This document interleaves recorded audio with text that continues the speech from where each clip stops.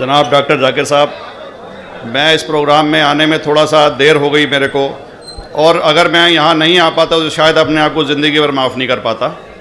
आगरा की सरजमी पर आके आपने ये जो रोशनाई जगाई है, ये वाकई में हम तो उस अल्लाह ताला से दुआ करेंगे।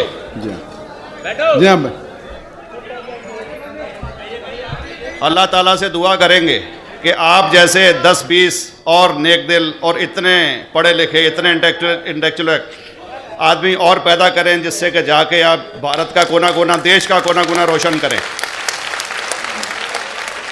तहे दिल से स्वागत आपका।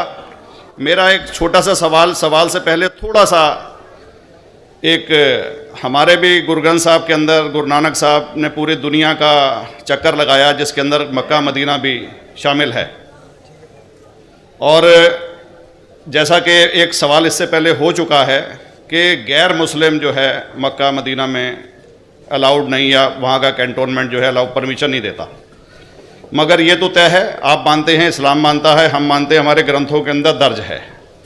गुरु नानक साहब के 2 चेले थे, एक बाला और एक मर्दाना, एक हिंदू और एक मुस्लिम। मर्दाना की बहुत ख्वाहिश थी कि मुसलमान जब तक पूरा मुसलमान नहीं कहलाने का हकदार, जब तक कि वो काबा का दर्शन ना कराए, तो गुरु नानक साहब उसको लेके और काबा गए। हमारे ग्रंथ के अंदर जो दर्ज है कि जब वो वहाँ पहुँचे, उन दिनों बहुत लंबा ये किस्सा है, 1 साल लगता था, और वो रूट सारा उसका वर्णन है। और वहाँ जब मक्का जो मस्जिद के बाहर साथ ही एक दीवार थी, जहाँ पर के भारत के जो मुसलमान दर्शन करने जाते थे काबा के, वो उनको वहाँ ठहराया जाता था। वहाँ की देखभाल जो करता था वो मुल्ला जीवन करता था। जब गुरु नानक साहब अपने चेलों के साथ में वहाँ पर पड़े थे, तो सुबह जब मुल्ला जीवन वहाँ की सफाई करने के लिए आया, तो उसने देखा गुरु नानक साहब के जो पैर थे वो काबा की तरफ थे।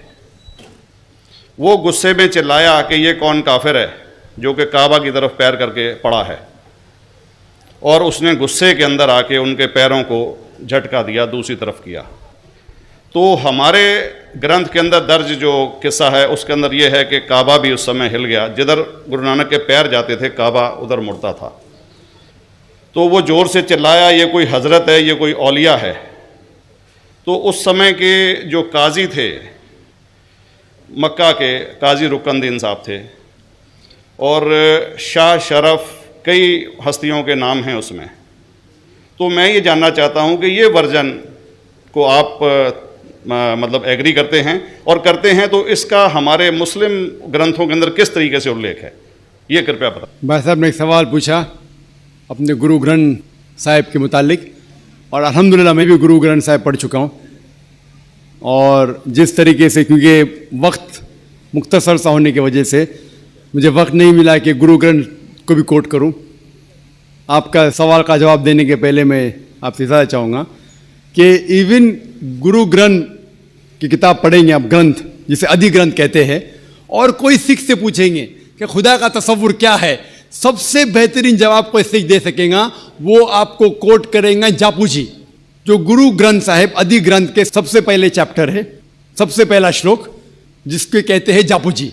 इसके मानी है कि God is true, he is only one, he is not begotten and is free from fear and want.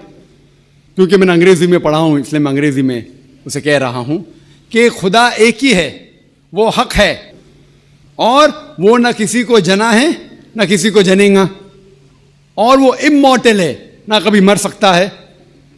और इसको सिखिज्म में जो खुदा को कहते हैं Omkara, in manifest form he is Omkara, and unmanifest form he is एक ओमकारा। और कई इसके एट्रीब्यूट्स है, मिसाल के तौर पे परवरदिगार, अकल, और उसे रहीम कहा गया है, Wahe Guru as one God कहा गया है, और it is strictly against idol worship and अवतारवादा। भाई साहब का सवाल था कि उनने ग्रंथ में पढ़ा कि गुरु नानक साहब मक्का के, और उनका पैर काबा की तरफ था, और कोई मौलवी ने पैर को हिलाए और काबा हिल गया।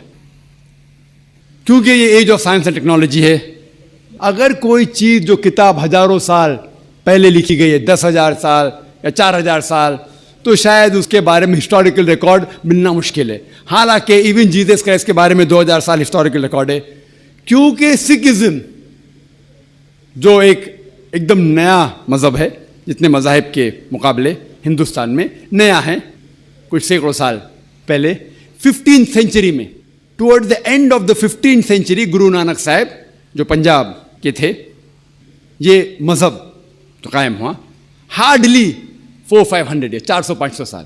और अगर ये मान लो, सपोज मिसाल के तौर पे मान लो, मैं क्यों कह रहा हूं कि मैं नहीं चाहता हूं किसी को बुरा लगे, मान लो ये सच है, मान लो अगर 400-500 साल पहले अगर ये होता था कि काबा इधर से उधर हिल जाता था, तो हिस्टोरिकल रिकॉर्ड में बिल्कुल लिखा होता था। और कई हिस्टोरिकल रिकॉर्ड में ये नहीं कि काबा हिला इधर उधर, कई हिस्टोरिकल रिकॉर्ड आप देखेंगे। हिस्ट्री इतनी अल्हम्दुलिल्लाह 800-900 साल पहले, 1000 साल पहले जो मुगल ने किए, बिल्कुल लिखा हुआ हिस्टोरिकल रिकॉर्ड में।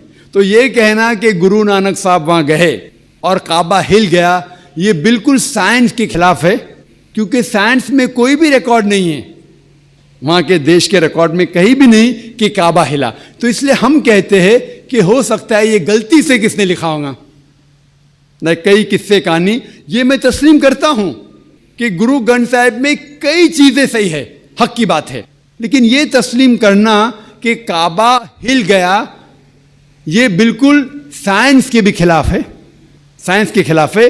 और इस्लाम में भी ये नहीं है। लेकिन ये कहना कि कोई गैर मुस्लिम जा सकता है, मुमकिन है, चुपके से कोई गया तो हो सकता है,